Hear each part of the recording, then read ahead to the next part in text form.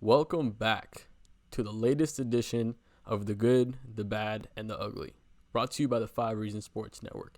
I'm your host, Jonathan, aka 3-Piece Combo, and in today's episode, we're going to actually break down this 2-game set that the Miami Heat had this weekend against the Cleveland Cavaliers and then against the Charlotte Hornets.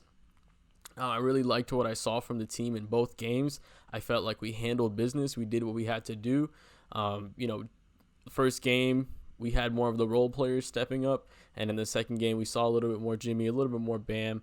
But although that happened, Dwayne Dedmon had a great game as well, and it was really important for us because we're now sitting, I think, at the 6th seed, if I'm correct, 6th or 7th seed in the Eastern Conference, and with only 9 or 8 games left in the regular season, and just a game and a half behind that 4 seed, and being able to maybe even get in that 4 or 5 spot.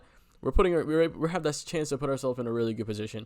And in today's episode, we're going to break down kind of the good things that we can take away from those games that we can hope to see in future games going forward, coming up into this playoff chase. So before we get into anything else, as always, I appreciate you guys liking the video. Comment down below if there's anything that I didn't say in the video that you guys noticed. If there's something good that you guys saw that I didn't really point out, go ahead and put it in the comments. And in the next video, we'll go ahead and talk about it as well. So let's get into some of these games, and let's start with the good.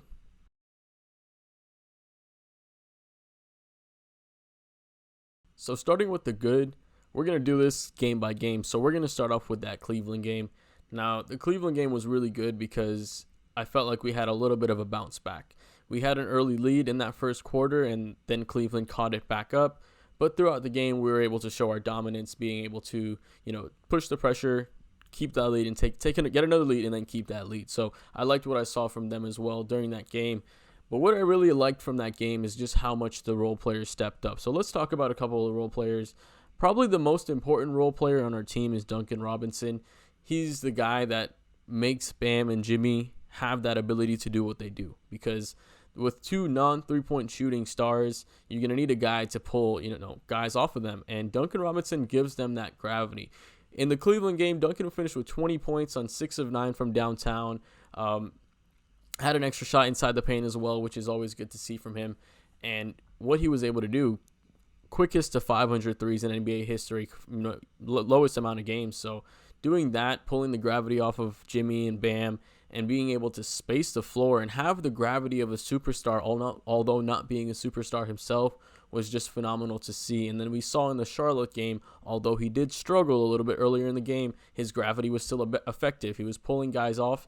And I don't care sometimes if he hits the shots. You want him to hit the shots, but if he doesn't hit the shots, it's fine because he still has the gravity. So I just want him to be able to take those shots because that's how we know this offense is as good as we can get. Second guy I want to give prop to, Kendrick MF Nunn. Dude, Kendrick Nunn has been on a tear lately since Oladipo has been out, and even before that, he's been playing really well.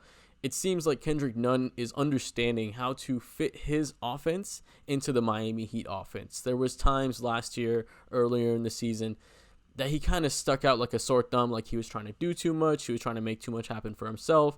Now he knows, hey, sometimes he'll just catch the ball, make the right next pass right away. And he doesn't do too much all the time. He does his little thing, right? He has that little pull-up jumper. His catch-and-shoot threes has been phenomenal. He finished with 22 points, 4 of 6 from downtown, 9 of 14 from the field, shooting almost 65% from the field. That's a really efficient Kendrick Nunn. He also had 2 rebounds, 4 assists, so he's setting guys up as well. He has a great pick-and-roll game with Bam because if they go to Bam, Nunn has that pull-up jumper that he's able to hit, and then if they go to Nunn, he's been building this chemistry with Bam so beautifully, where he's lobbing it to Bam and he's able to get it to Bam, and he's doing the right thing. So I loved what I saw from Kendrick Nunn. He's a baller, man, and he showed out against Cleveland, and he's starting to become a really important part of this team. And it'll be interesting to see what happens in the contract situation next year. I think somebody will pay him a lot more because he does have a skill set that's necessary in the league as far as scoring the ball. I think he might be out of the Heat's price range, but we'll see if he's able to stay, maybe on a cheaper deal. Trevor Ariza had a great game against Cleveland as well. Finished with 18 points, 7 of 10 from the field. He started off really well. I think he had the first steal and layup to start off the game. So started off the game with a really good intensity. I think he had 9 of his 18 in the first quarter, so he really made his impact felt in the first quarter, but he was still doing everything otherwise. Whenever he would get switched on somebody, he would get on there, he would go ahead, he would lock him up. We see a lot of times, even at the beginning of the games, that Spo will throw Ariza on whoever because he knows Ariza can handle himself, and he's been able to do that consistently all season. So I love what I saw from him, man. It was great. It's so good to see this team flowing a little bit more. It's a little bit better.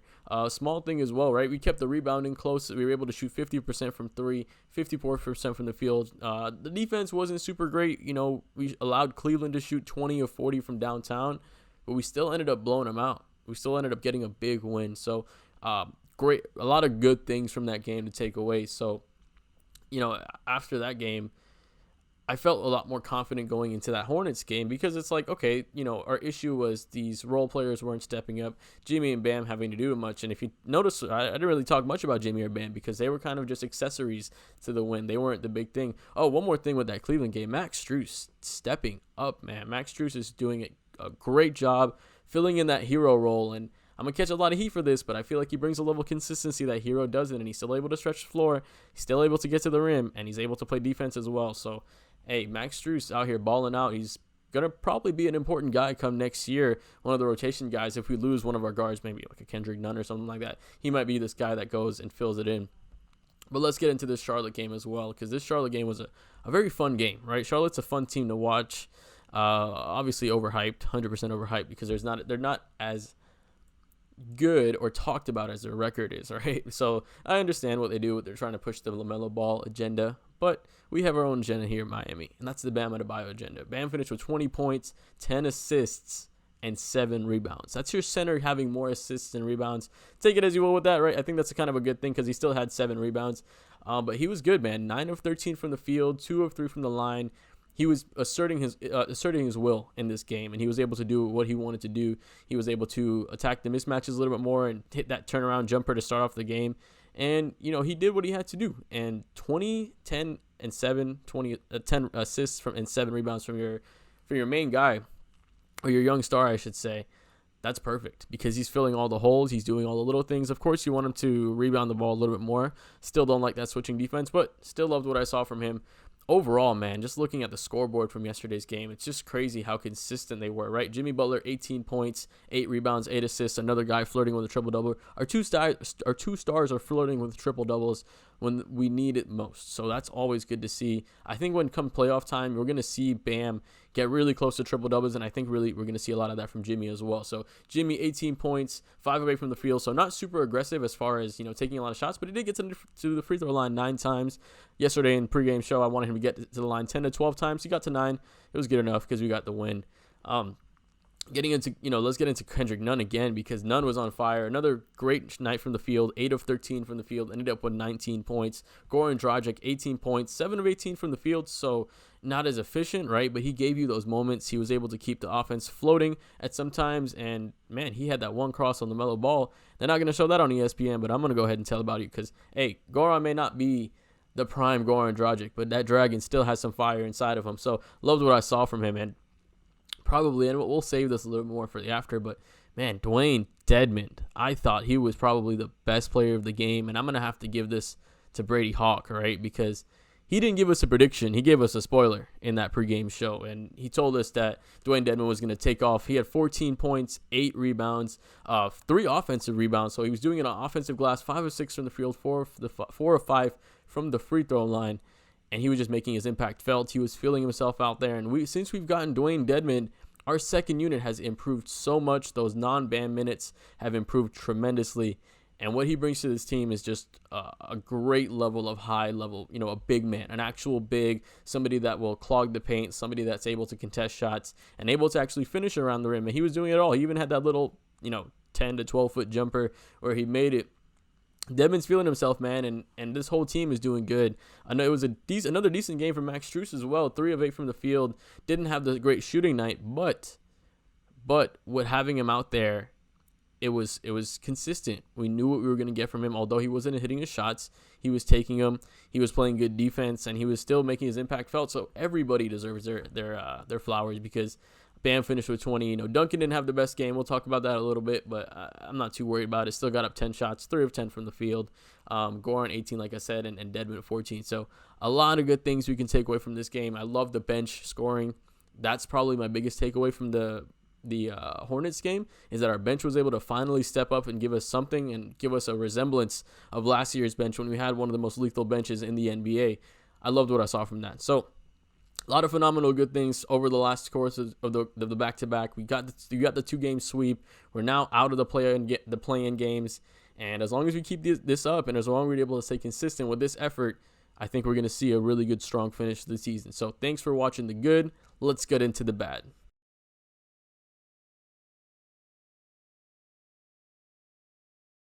As for the bad, there's really not much I want to touch on here because I felt like both games were really well played.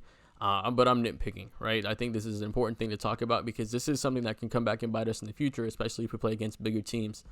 This switching defense, it's not good. It's not good at all. I feel like we put ourselves in a bad position a lot of the times, and we saw with the Cleveland game at the beginning of the game, there was about 20 to 25 times I lost count in the third quarter because I was trying to count how many times we were switching guys off ball. 20 to 30 times before the third quarter that we were switching and leaving either Kendrick Nunn, Duncan Robinson, Jimmy Butler, or Trevor Ariza, which he can handle a little bit more, but still, if he's against Jared Allen, that's a tough match with him, right? You're leaving these guys up against centers, and let's say you have a guy taking a three. Those rebounds are usually long rebounds, and long rebounds favor big men in the paint because they're able to, if they have somebody fronting them that's really tiny, they can just hop up over them without really going over the back and get the rebound. And that's what we saw in the first and a little bit early in the second quarter with that Cleveland game is we saw that Bam was ending up on the perimeter or he was, switching too easily without giving, any resistance. And then it became a problem. And then we became, we were giving up offensive rebounds. We were struggling to switch and then recover and then help the helper and then running back and forth. The ball was moving faster than the person, which is, that's going to happen. And the Heat were getting carved up in that first quarter against Cleveland. And it wasn't, something good to see. So I think we need to slow down on the switching so much. I understand it's great in the playoffs. I think it's better in clutch situations than it really is, just all the time because it's easier to target if you're just doing it all the time. Maybe clutch situations, you have a couple possessions left. You want to keep everything seamless so that way you can keep your group as a unit and keep it all, on the floor just mapped out together. You understand that, but with this team, in the regular season and earlier in the games, you want to make sure you limit the amount of exposition that your opponent is going to get to target those mismatches. Because if you have Duncan Robinson on Jared Allen, that's probably going to be a foul. And then you're losing Duncan Robinson because, he picks up those cheap fouls. You lose him, and then his gravity's gone, and it becomes a lot harder for this offense to flow. So my biggest takeaway from or negative takeaway from that game is just the switching we did. I think we need to slow down on the switching, especially in the first half. I like that Coach Spo is mixing it up a little bit with zone, the press, etc., but let's stop with the switching so much. Let's keep that a little bit less, especially with teams that are just much bigger. Let's keep Bam on the interior. Let's not have him in the perimeter. I see that we're playing a drop when Dedmon's in the game, and it's working so well because Dedmon can show and recover, and he's doing it really well. So, if Dedmon can do that, Bam can do that as well. Maybe. I don't know. But we got to stop with that switching so much because it's starting to hurt us. It's not starting to hurt us. It's been hurting us. And if we continue to do that, we'll continue to get out-rebounded. And if giving opposing teams extra possessions when we're a slow-paced team and we're grinded-out team is just not good for us because it'll just hurt us in the end. So not too much, like I said, from the bad. Everything else was pretty good. But let's go ahead and get into the ugly because I have an interesting topic that I want to discuss with you guys, and I want to see what you guys think. So as far as the ugly goes, the one thing I want to discuss is that the Heat are 5 games over 500 for the first time this season. The Miami Heat's record without Tyler Hero is 11-6, which is 5 games over 500, right? So it's very interesting that we're having that correlation. And I'm not saying that this Heat team is better without Tyler Hero.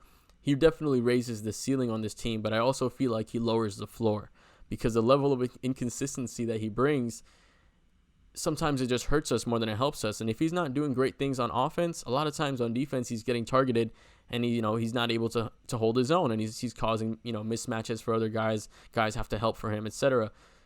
It's interesting because now with Max Strus coming in and he's starting to kind of feel his flow a little bit more, he's bringing a level of consistency to this team that we really haven't had before. Because, and you can accredit that to Dedmon as well, right? Because now we have a little more of an anchor on the bench.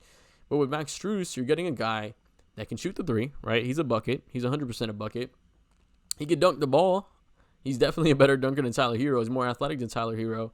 and he's able to play defense a little bit better. He's able to be more physical and at least stay in front of his guy a little bit more because he has that natural explosion. He was an explosive player, tore out his ACL, so you lose a little bit of that, but still has that explosive type play style. I even saw him go for a putback dunk yesterday. He missed it, didn't get too close to the ball, but he went for it, right? I'm not saying that Max Strus is a better player than Tyler Hero. Tyler Hero has a much higher ceiling. He can do a lot more. He's a lot more creative. You know, he has a lot more intangibles. But as far as the way that this Heat team is playing right now, it seems like Max Strus is bringing that level of consistency to make this Heat team not have the highs and the lows that we did before. So I'm curious what you guys think. Do you think Max Strus allows this team to be more consistent, and Tyler Hero, like I said, will give you the higher highs and the lower lows? Or do you think Tyler Hero should still come back on this team and that, he's 100% going to help us, and that, a couple of games in the playoffs, if he doesn't go off, that he's not going to hurt us? You know what I mean? So not sure what you guys think. You guys understand my opinion. Like I said, I don't think Max Strus is a better player than Tyler Hero, but I think he brings a level of consistency that we don't get with Tyler Hero. So yeah, that's all for the ugly, man, because it's probably gonna get a lot of heat for that. But hey, oh well, right? That's part of the thing. So as always, guys, if there's anything that I missed as far as the good and the bad and the ugly that you guys saw that I didn't talk about, go ahead and leave it in the comments down below. Go ahead and leave a like in the video if you liked the video. If you didn't like it, tell me why you didn't like it, because I want to know why you didn't like it, and I appreciate that as well. So as always, appreciate you checking out the good, the bad, and the ugly, brought to you by the 5 Reasons Sports Network. I'm your host, Jonathan, and I hope you guys enjoy your day, and to see you on the next game.